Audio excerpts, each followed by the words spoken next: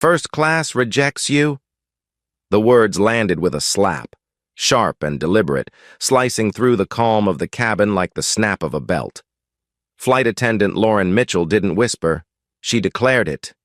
Her fingers, painted in a soft pink that contrasted the steel in her voice, held Vanessa Carter's boarding pass out like something plucked from the trash. Then, right in front of the seated passengers and stunned crew, she tore it straight down the center. A jagged gasp shot through the first-class cabin of Horizon Star Flight 332. Heads turned, eyebrows raised. The hum of ambient chatter dissolved into silence.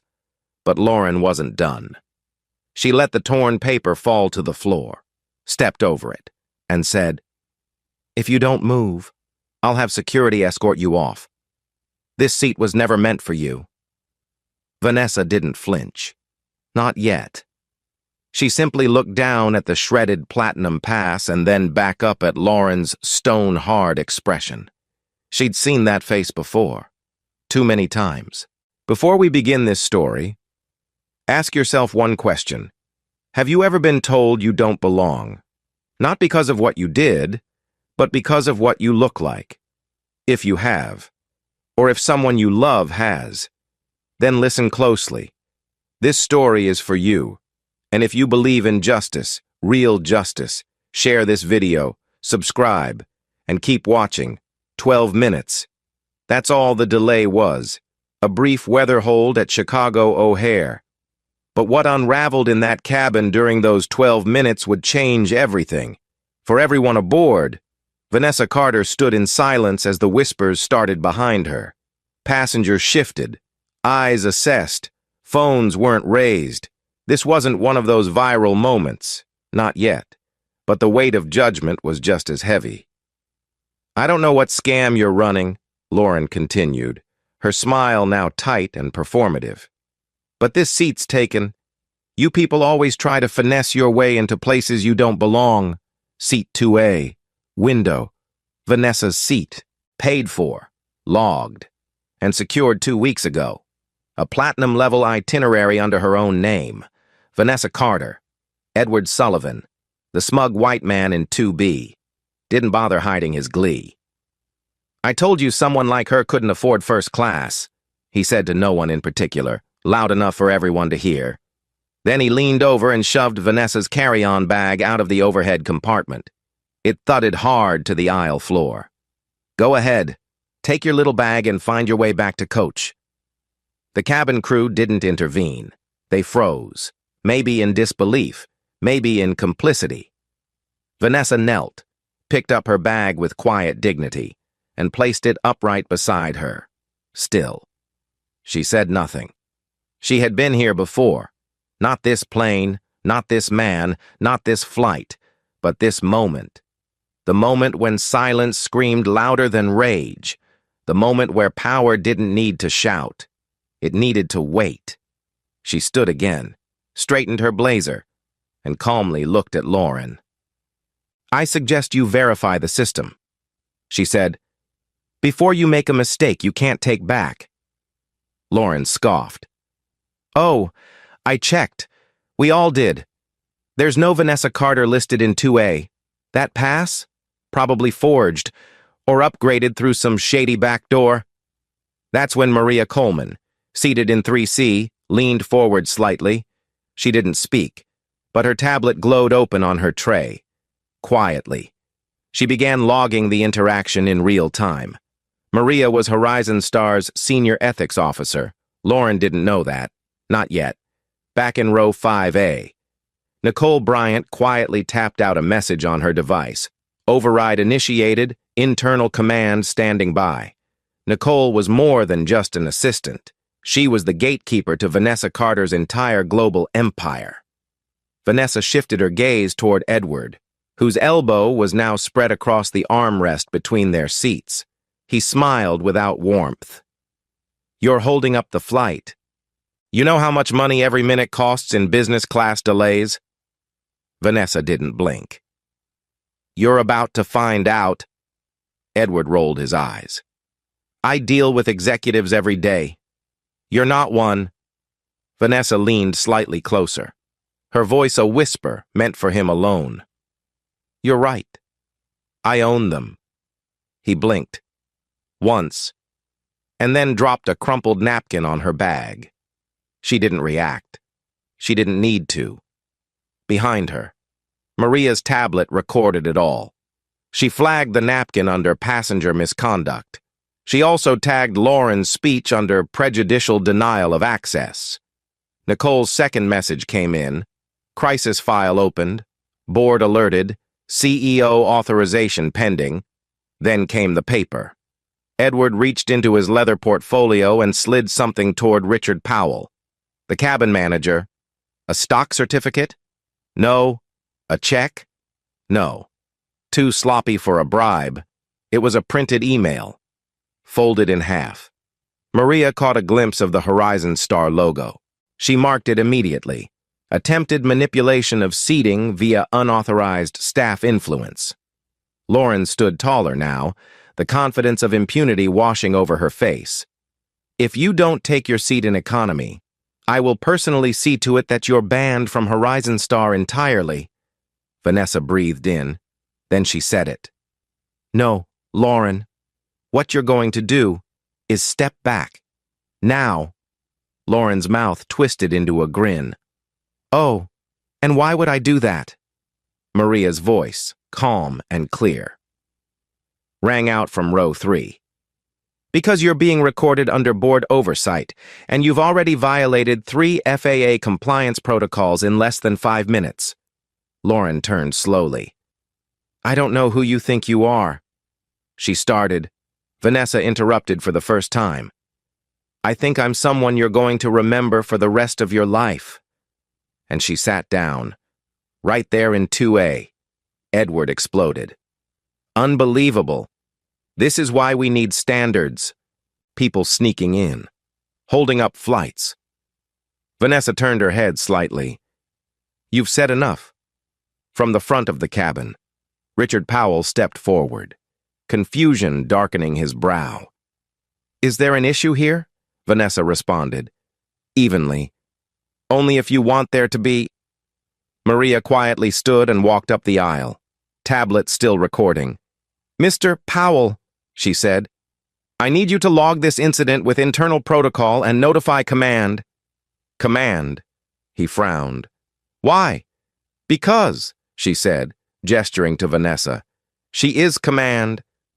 And that's when the air shifted, just slightly.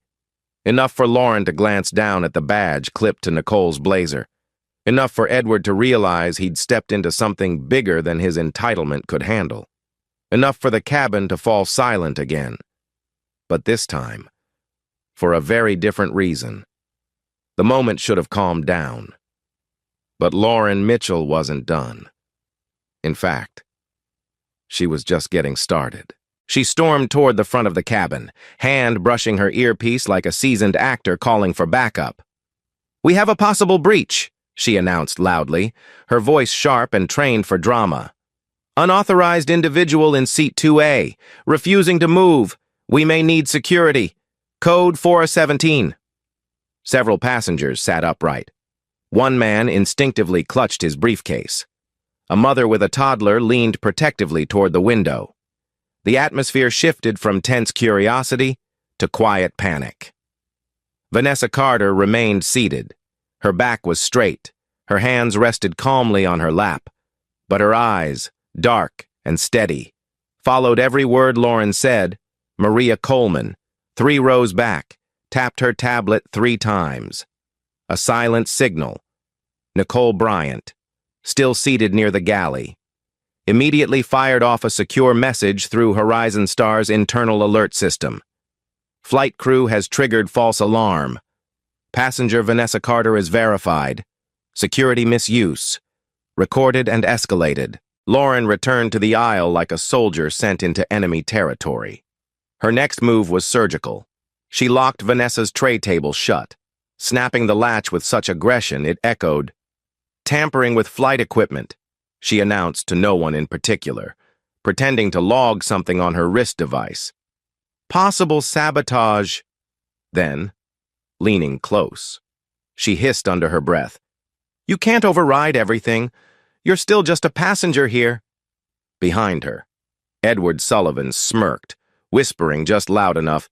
You know how they get when they don't get their way. Entitled, loud, always playing victim. That was the moment Vanessa's jaw tightened. Barely. Maria froze. She had heard it too. She spoke, steady and cold. Mr. Sullivan, you've just violated the airline's zero-tolerance policy for racial slurs. Your account and behavior are now under ethics review. Edward turned in his seat.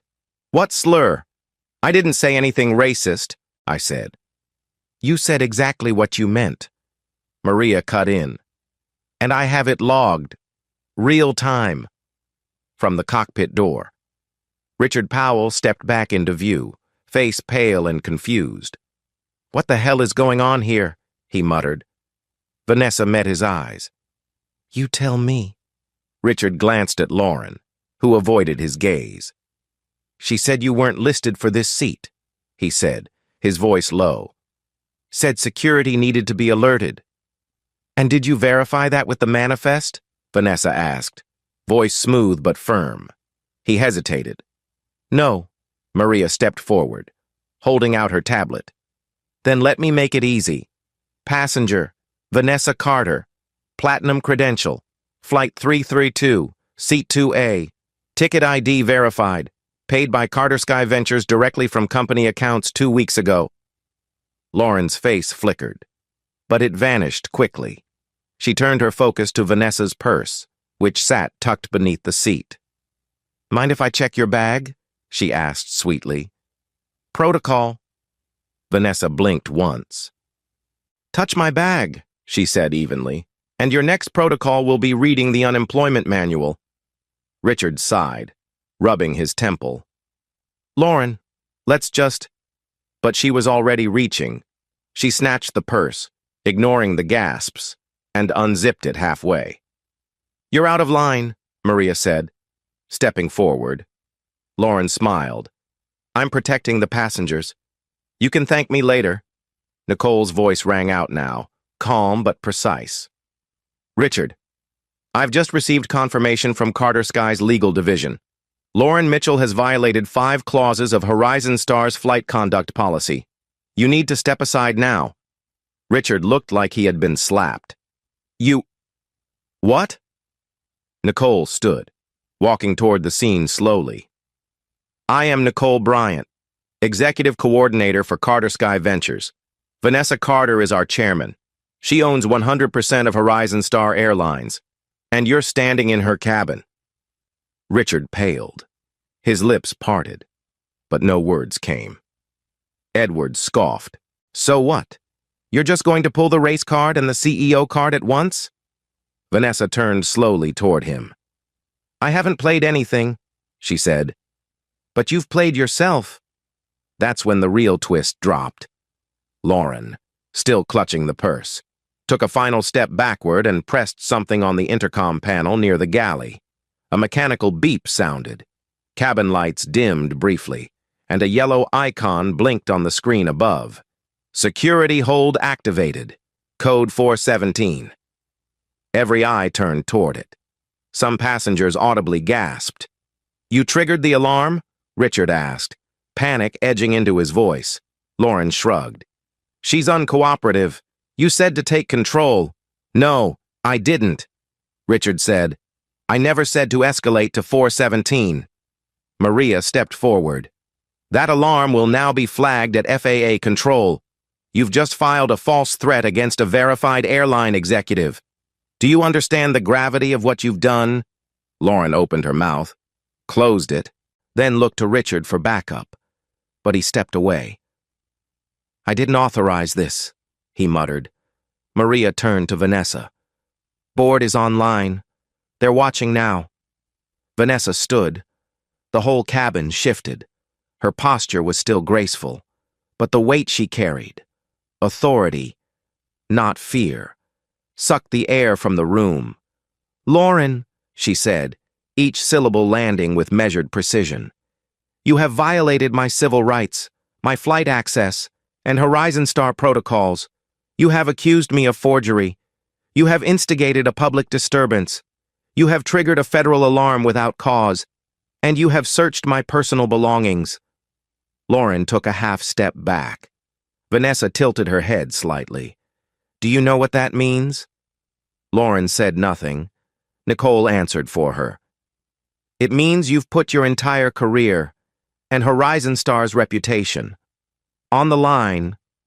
Vanessa turned to Maria. "Alert the board. I am initiating executive override." Maria tapped 3 times on her tablet. The screen above the cabin door flashed again. "Executive override pending. Chairman authorization." Edward let out a derisive laugh. "This is absurd. You people love theatrics." Then he pulled something from his pocket, a folded slip of paper. He leaned toward Richard and whispered, "You know what to do." Maria saw it. She zoomed in her tablet lens and clicked record. Another bribe. But this time, it was clear. Richard looked at the slip of paper, then down the aisle at Vanessa. She didn't look away. Neither did Maria. It was all being logged. Lauren was still frozen by the intercom, and behind her, several passengers, once silent, began murmuring again, not against Vanessa this time, against them. In that moment, something shifted. A power no longer hidden, no longer questioned, began to take form, and every eye in the cabin saw it. She didn't need to. The entire cabin had moved around her, into chaos, into silence, into discomfort, and yet, the humiliation hadn't ended, not even close.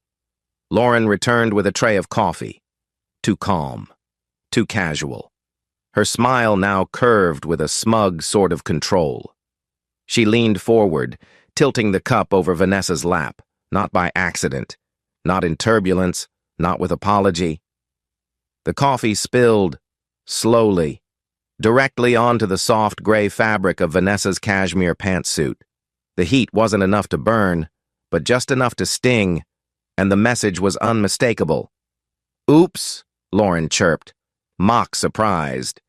"You really should be more careful, Ms. Carter, is it?" A gasp rang out from somewhere behind them. But again, no phones were raised. This wasn't a viral moment. It was too quiet, too real. Vanessa stared down at the spreading stain. Steam curled off the fabric. She lifted her eyes to Lauren. No fury, just focus. Maria Coleman stood up so quickly she knocked her tablet to the floor. "That's assault," she snapped. "That is deliberate. And I have this entire sequence documented." Lauren shrugged. "You'll be fine. It's just coffee." Edward Sullivan laughed again, loud and sharp. "You're lucky she didn't throw the whole pot. Honestly, I've seen street vendors with more class than you people." Then he tossed a crumpled linen napkin onto Vanessa's lap. The gesture wasn't kind. It was dismissive, as if offering her something to clean up her own humiliation. Vanessa didn't touch it. Nicole rose from the back of the cabin, slowly, like the tension in her steps matched the charge in the air. Her voice was soft, but clear. "Richard, do something. Now." But Richard Powell, the cabin manager, stood frozen. He looked from Lauren to Edward to Vanessa, then down at the slip of paper still clenched in his hand. He moved. Not toward Lauren, not toward the galley. He stepped toward Vanessa. "I'm sorry," he said, voice hollow. "But I'm going to have to ask you to return to the main cabin." The silence that followed was absolute. Maria's jaw dropped. Nicole blinked once in disbelief. Even the passengers shifted, unsure if they'd just misheard. Vanessa didn't even turn to look at him. She kept her gaze fixed ahead. "You're ejecting the owner of this airline from her own seat?" Nicole asked. Her voice edged with incredulity. Richard didn't meet her eyes. "She's causing a disturbance. We've had complaints. I have discretion." Vanessa finally spoke, her voice calm and low. "From whom?" Richard didn't answer. Maria snapped. "This is a bribe. He's holding a bribe in his hand. Do you not see that?" Nicole raised her phone, not to record, but to live stream directly to Horizon Star's boardroom. "Boardroom's watching," she said quietly. "You want to follow through with this?" Edward grinned like a child who got away with something. "Well, it's about time someone showed her where she really stands." That's when Maria turned to the rest of the passengers. "Ladies and gentlemen, please know you're currently on a grounded Horizon Star flight. With the chairman of the airline being forcibly removed from first class, we are logging this event and will report it publicly. Any witnesses willing to provide statements afterward will be contacted." Still, no one pulled out a phone. But now, people were watching. Closely. Some turned toward Vanessa with a hint of uncertainty, even shame.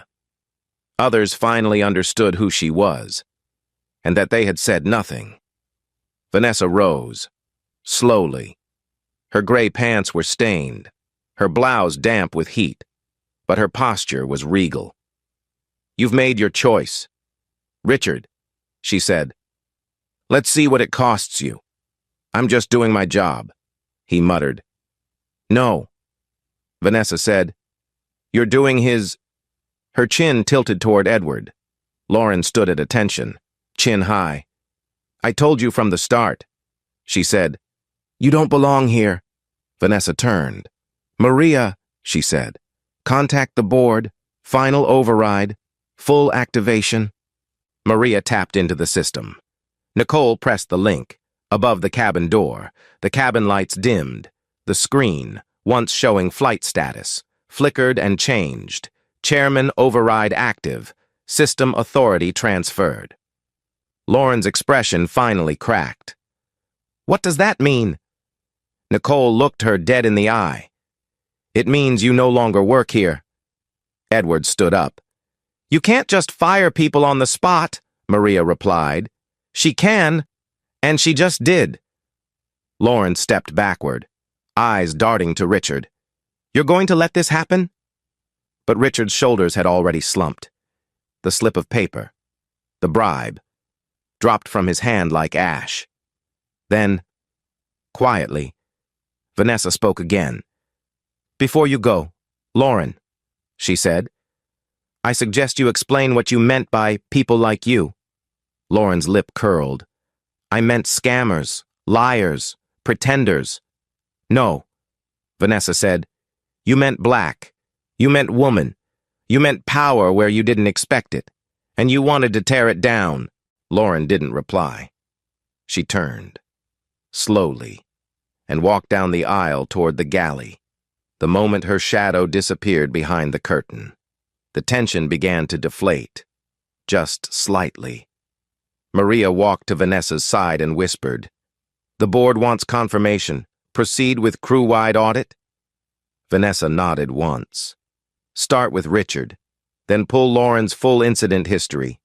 Nicole moved to alert ground control. "Landing override sustained. Flight delay now classified under internal misconduct." Then Vanessa turned to Edward. He was still standing. "Mr. Sullivan," she said evenly, "you're no longer welcome on this airline." He opened his mouth. "Say one more word," she added, "and I'll have your firm audited. Horizon Star holds 12% of your portfolio's transportation exposure." He sat down, fast.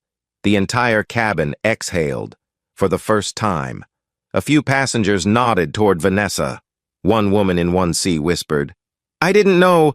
I'm sorry," Vanessa simply said. "It's not about knowing. It's about seeing." Then she sat back down. Same seat, same posture. But everything around her had changed. It should have been over. The override had been activated. The bribe exposed. The words spoken. Lauren was gone. Richard had been disarmed. And Edward was silent. For now. But power, once challenged, never fades quietly. Vanessa Carter had barely settled back into seat 2A when the screens around the cabin flickered again. For a moment. The display showing Chairman Override active blinked erratically, then disappeared. A red banner flashed. Error, system override revoked. Authorization denied. Nicole stood up immediately. That's not possible. Vanessa didn't move.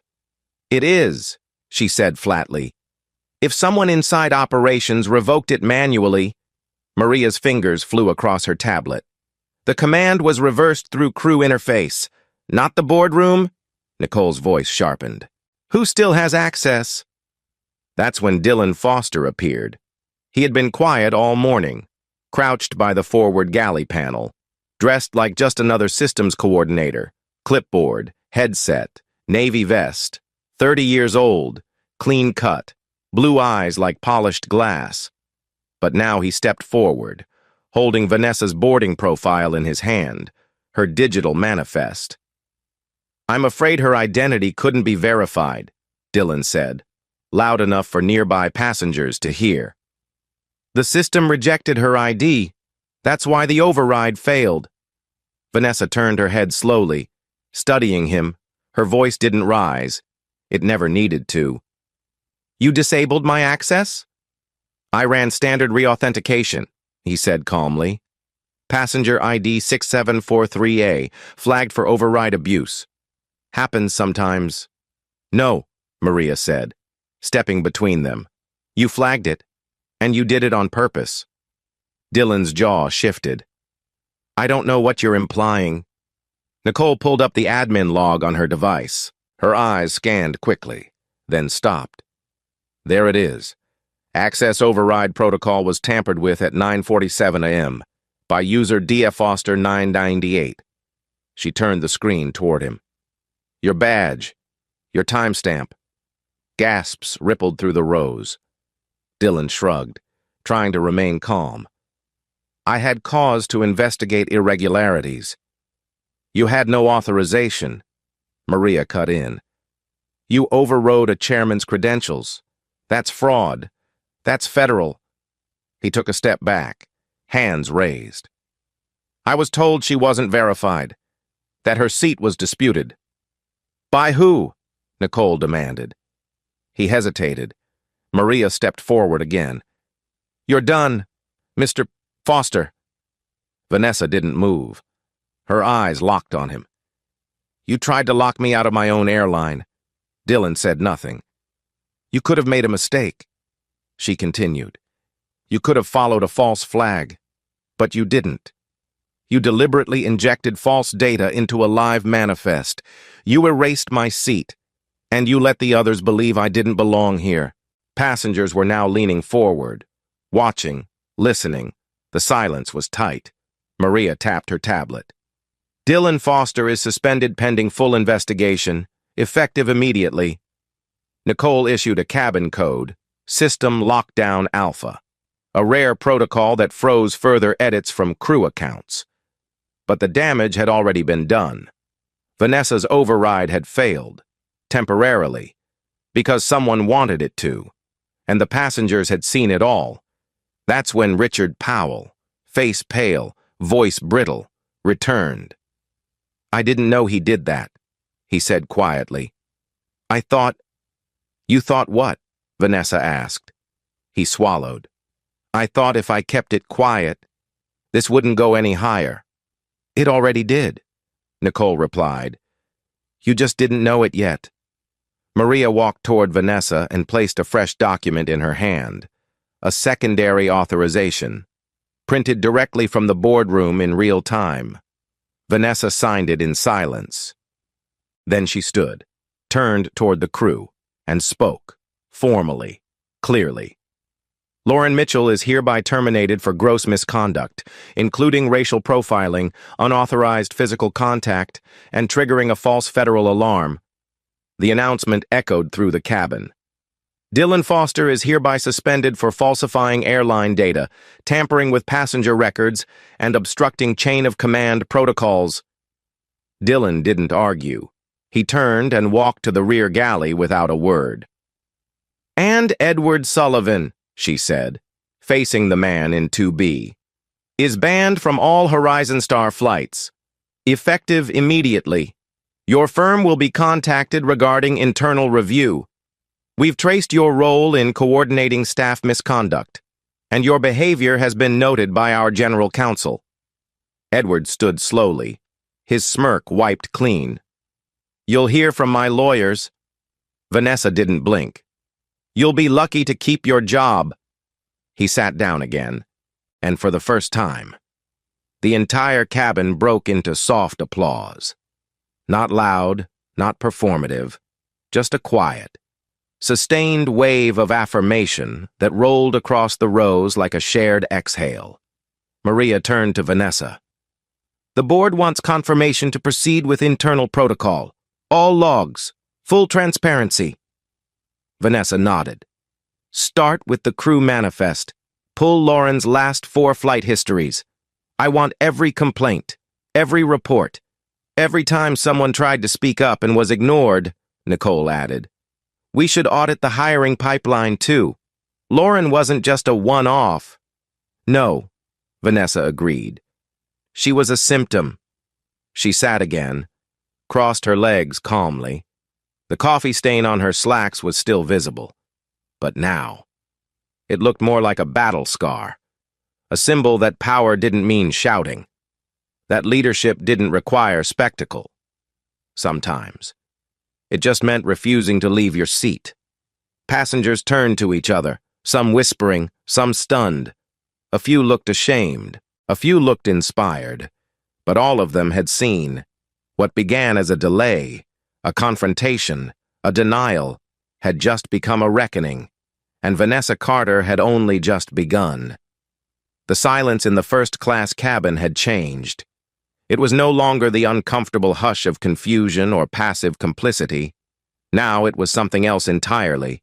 Anticipation. Eyes no longer avoided Vanessa Carter.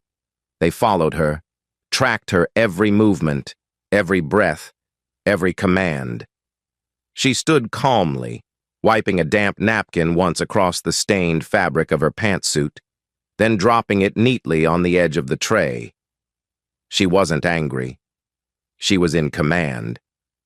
Nicole leaned close and whispered, The chairman of the board is requesting confirmation of your intent to issue terminations directly.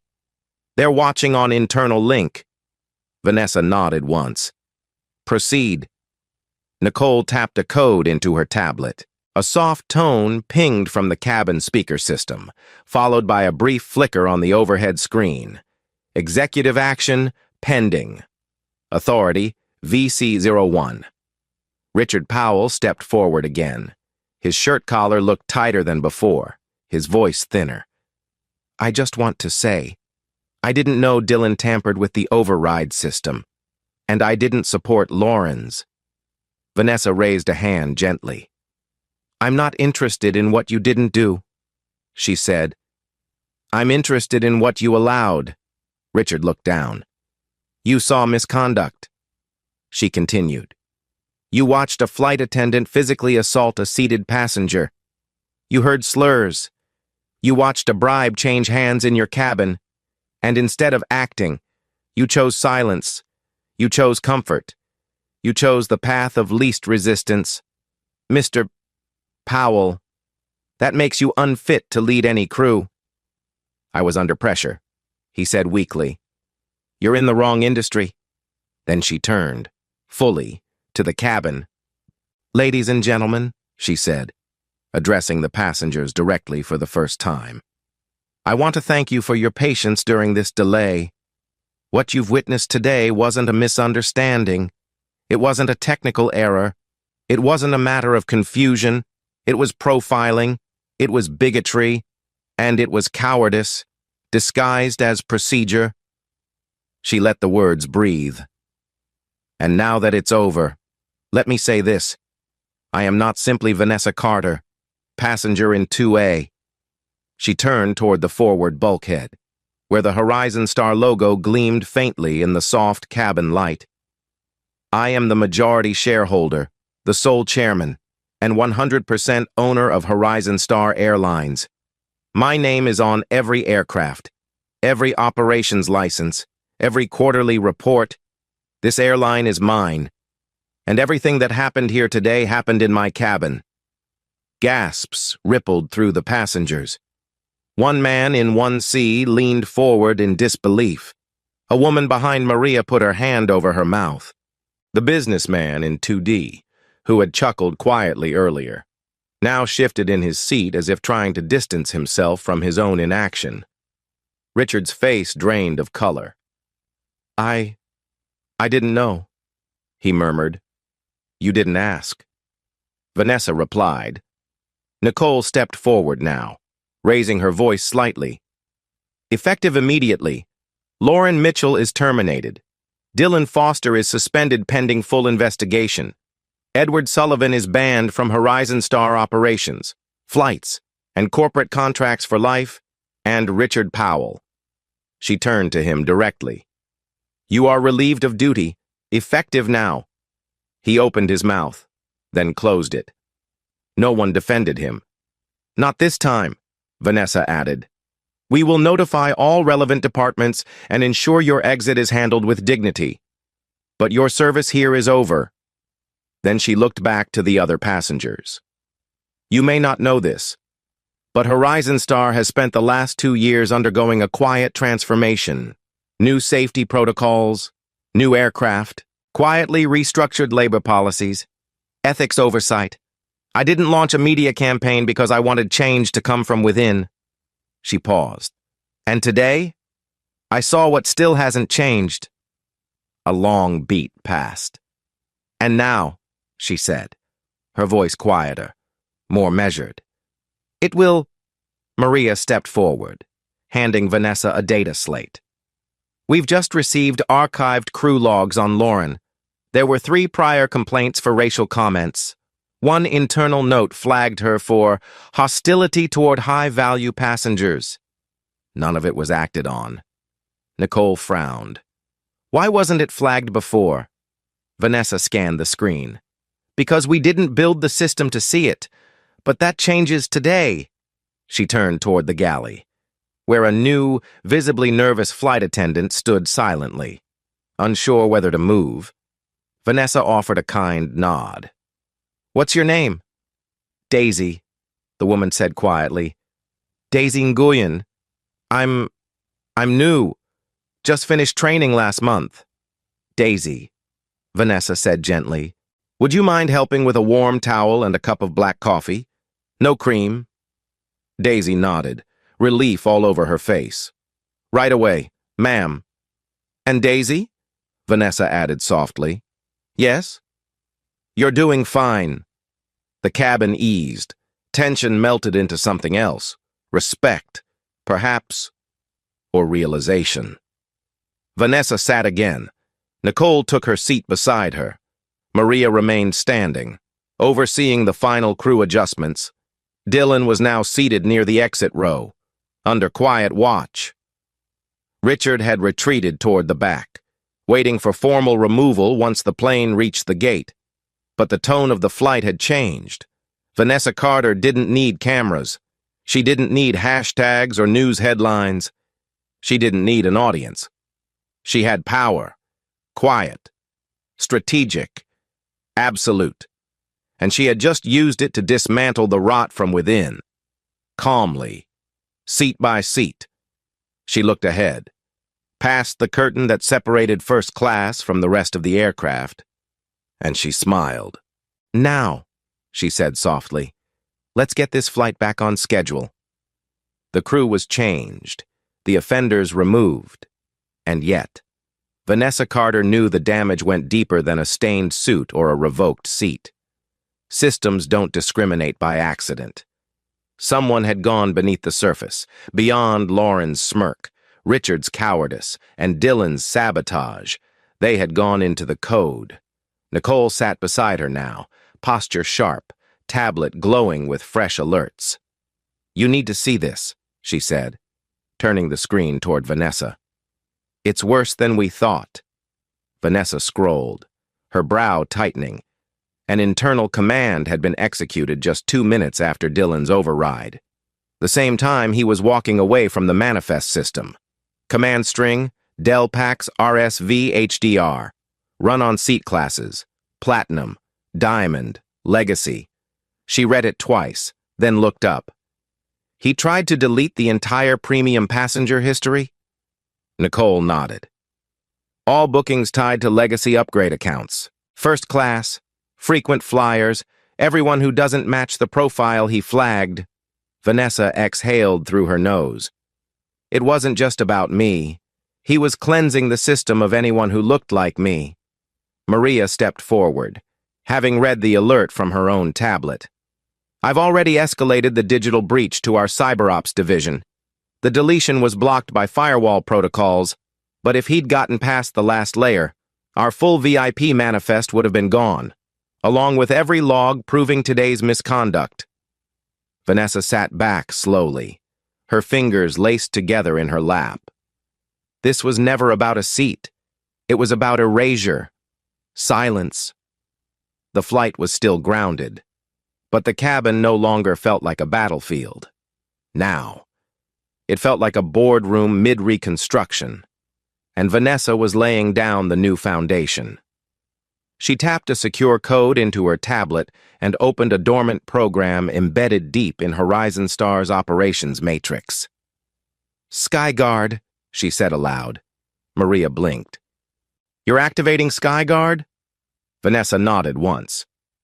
Today's the day we stop pretending bias is invisible. Skyguard uses AI to flag discriminatory behavior in real time. Crew patterns, passenger removals, upgrade rejections, seat reallocations. It watches everything. We built it last year, but we never deployed it, Nicole added, because half the board said it was too aggressive, that it would make people paranoid. Vanessa looked up. I don't care about paranoia anymore. I care about protection. Launch it. Nicole tapped the green confirmation. Skyguard initiated. Status. Live on board. Logging active from here on out. Every decision made on Horizon Star flights, every seat change, every override, every complaint and denial would be tracked, recorded, and reviewed. Silently. Precisely. Without bias. Vanessa turned back to Maria. File today's incident under systemic breach. Include Dylan's tampering, Lauren's profiling, Richard's complicity, and Edward's influence. Create a training model based on this flight, and start mandatory anti-bias onboarding for all crew. No exceptions. I want diverse leadership by the end of Q2. Maria nodded. Already drafting the release. Vanessa didn't raise her voice once. She didn't need to. She didn't demand respect. She defined it. From a few rows back. The woman in 3A leaned forward nervously. Ms. Carter, I just wanted to say, I fly Horizon Star often. I've never seen anything like today. I'm sorry it happened. I didn't speak up earlier. And I should have.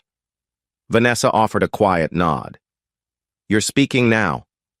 That matters. Another voice. This time from a young black man in 4C. You just showed us what it means to hold power without raising your voice. That's rare. Vanessa glanced at him, the corners of her mouth softening. Power isn't volume, it's vision and accountability, Nicole whispered. Flight control just cleared us for takeoff. Vanessa glanced at her stained slacks, then back out the window toward the cloudy Chicago skyline. She smiled faintly. Good.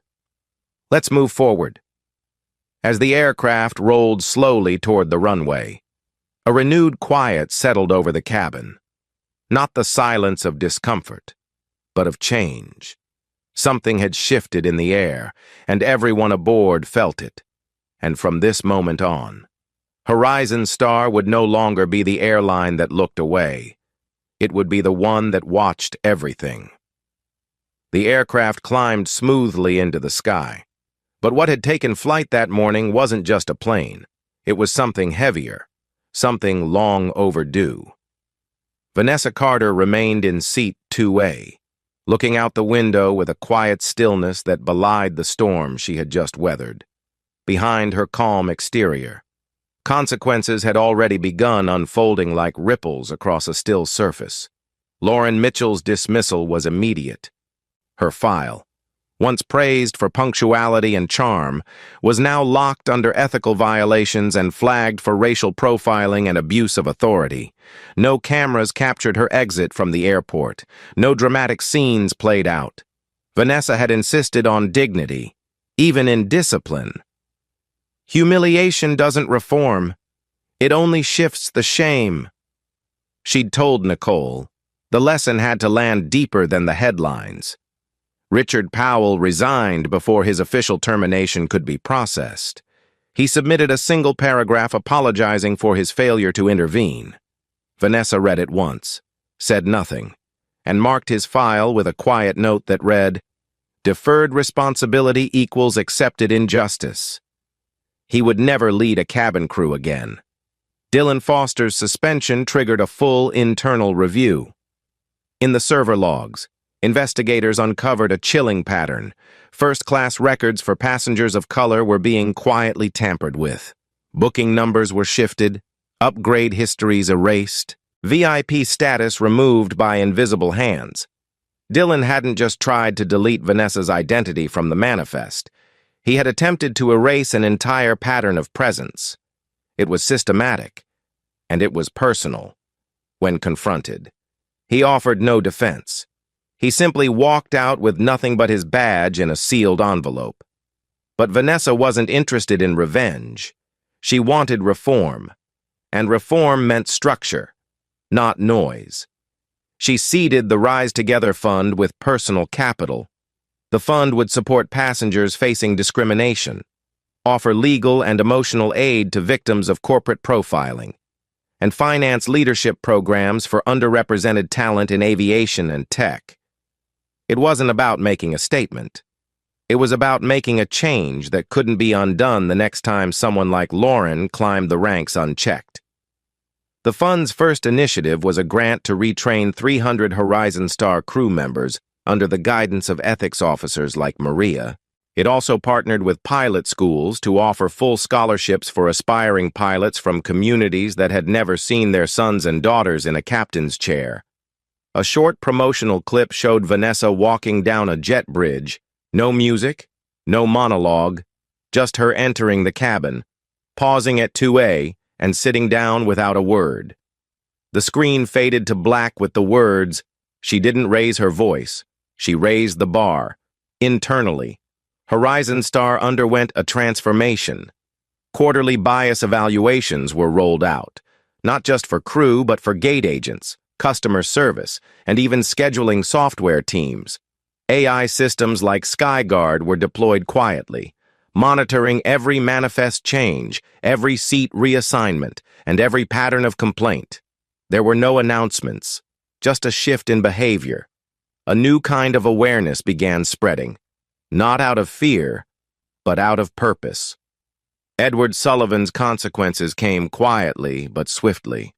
The investment firm he represented lost all contracts with Horizon Star. Leaked internal emails revealed his history of lobbying against expanded first-class access policies, exposing years of racially coded decisions cloaked in corporate jargon. By the end of the week, his name had disappeared from the company's website. Boardrooms that once welcomed him now turned the page. He had become a cautionary tale, proof that power used to exclude would always meet a ceiling. Back inside the aircraft, passengers had begun to share their experiences. Some posted online about how they had seen something but said nothing, and now regretted it. Others wrote thank you notes to Vanessa. One woman quietly passed her a folded paper before deplaning. A handwritten line reading, "You gave me permission to take up space." Vanessa tucked it into her coat pocket. From that flight forward, Horizon Star crews operated differently. They stood straighter, not in pride, but in accountability. Not everyone had changed, but the system had. That was the beginning. When Vanessa was later invited to speak at a leadership forum, she declined a keynote. She asked instead to be seated among the audience. But when asked to share one thing she learned on Flight 332, she said this: "It's easy to believe we have to shout to be heard, But sometimes the most powerful thing you can do is stay in your seat, not to resist, but to insist on respect, on truth, on change. She didn't smile for applause. She smiled because, finally, she could. And when the next passenger was told they didn't belong, the seat beside them would already carry a legacy they couldn't erase. One made not of noise or outrage, but of resolve. And it started right there, in seat 2A. If this story moved you, don't let it end here. Share it with someone who's ever been told to sit down, step aside, or stay quiet. Subscribe to follow more stories where justice doesn't wait for permission. And if you've ever faced something like this yourself, we're listening. Your story matters too.